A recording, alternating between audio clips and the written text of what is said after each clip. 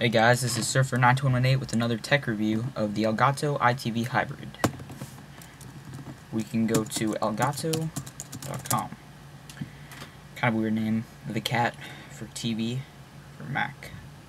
Anyway, you can find all their products here.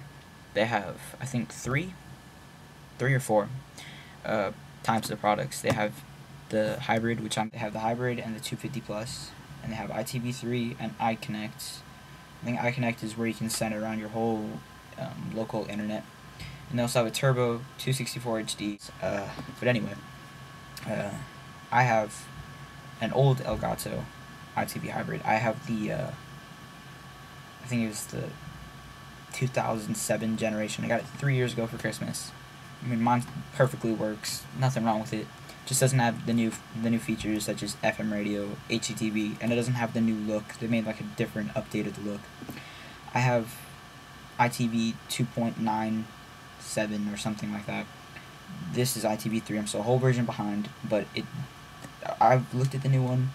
Doesn't seem like it's any different than the color scheme, and they installed TV Guide instead of Titan TV Guide, and they also updated the graphics to make it look a lot more like iTunes. They did the cover flow and stuff with your recordings, but I'm fine with the old one. So anyway, I have the older version, so don't be expecting what I have to be what you can get. I think it's all the same for like goodies that come in the box, but mine's gonna be not gonna have all the new features in the actual ITV Hybrid. So I'm gonna go to my camera, I'm gonna show you my product, and then I'm going to come back here and do the software. Alright, so here we have the Elgato Eye TV Hybrid. Pretty much like a flash drive. I mean, if you could think of it like that. It just opens up. Pretty good. I use it a lot to watch TV, to record TVs. I made the Jack in the Box mini sirloin commercial with it. Or not made, I copied it and put it on the internet. Anyway, comes with this. It is a AV and S video connector adapter. I'm just plugs on the side right here. And it comes with a remote and the IR blasters right here. Pretty simple software and a startup guide. I mean, that's all you really need. And once you get the software in, it's just as simple as pop off, plug in, and connect to some cable. I got, cox cable. Anyway, so it's on, and then I'll plug it in. And it does work with the new DTV that our country has decided to change to. With any antenna, I have an old-fashioned antenna that I bought a while ago, and I decided, hey, I want to try the DTV. Picked it up, tried it out. It totally works. Does not matter what antenna you use, as long as you saw the software, saw the drive.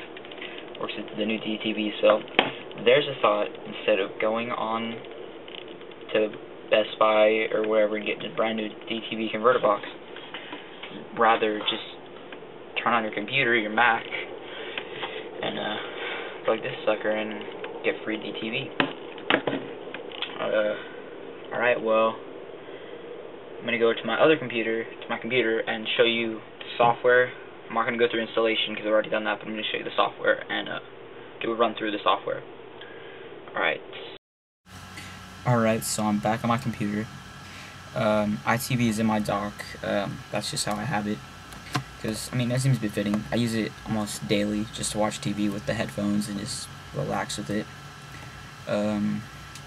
We open it up, and we open up the menu. You can see they try to imitate iTunes by having a list. If I was to record items, they would have a list going from here to there. You can export as an iPod, Apple TV, Toast. I think that's another program by them or an affiliate with them. On the settings to export for your iPod, this is where you would go. You go to General and the Preferences, or Command comma. This is where you can pick best, smallest, fastest, or iPhone.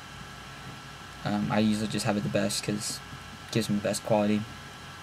You can edit your live buffer, meaning your RAM. It will, depending how much you want to give to the program, to allow a longer span of the DVR, TiVo rewinding, fast forwarding. This is just your control setting. This is the guide. Titan TV, it used to be very good. Like, it could give me all my programming like that, but for some reason my zip code in which I live, they don't seem to think it exists anymore, and they have taken off any programming from that area. This is where you would set up overscan and full screen and whatnot. Full screen, this is just other settings. This is why a lot of people have chosen iTV. This is the Wi-Fi access. Your recordings, if you have this on, it will automatically, as soon as you record something, convert them into a Wi-Fi archive and send it. It will give you an address to go to, and you can make your own password, and it can send it to your iPhone or iPod Touch via Wi-Fi. Kind of a lot better, but again, recordings on the iTV programs can take anywhere from a gig for a half hour to, I don't know, 5 gigs for 3 hours or something like that. So I mean, it's not usually the best way to have it. You can just export it and put it on your iPod. That's what I do a lot. This is just sound setting, and this is where a lot of people would, when it comes, they'll leave it like this. Time shift is the DVR setting. If you'd like to play video games on this rather than watch TV, you would want to unenable this, because this makes it live. Just there's no timing difference, but this, it will pause a second so it can record and buffer, so it will lag a few seconds, if not more than that. So you would, if you generally like to play video games and stuff, leave it like this. If if you don't want to have your iTV have heat a lot, because if you have it like this, it makes your computer have to use a lot of memory, makes your computer slower generally, and it causes your iTV hybrid to heat up faster. So I always leave it like this, but for the sake of recording, I gotta show you guys the TiVo version and the DVR, so I'm gonna leave it like that for now. So we go down here, you can see you can set up schedule recordings. So if you're out of the house, you leave your laptop open and on, or your desktop open and on and whatnot, and leave your iTV plugged in and ready to go. But I would not suggest having it playing before you go, because that causes overheating, and then your program that you want to record, by the time it gets to there, it can kind of skip and get kind of digitally blurry. This is channel. When I plug my iTV in, it will show all of my channels, and this would be the program guide. It should be better when I plug in my iTV. So I'm gonna plug the iTV in now. It's gonna say, here we go. Do not want antenna, I want cable. This is WWE. Not really a fan, so I'm gonna change the channel.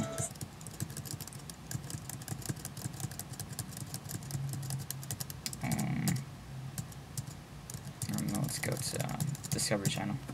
Couldn't get any worse. So it does show you can move it around. You can also set it so it's on top of all your windows. You can change its size.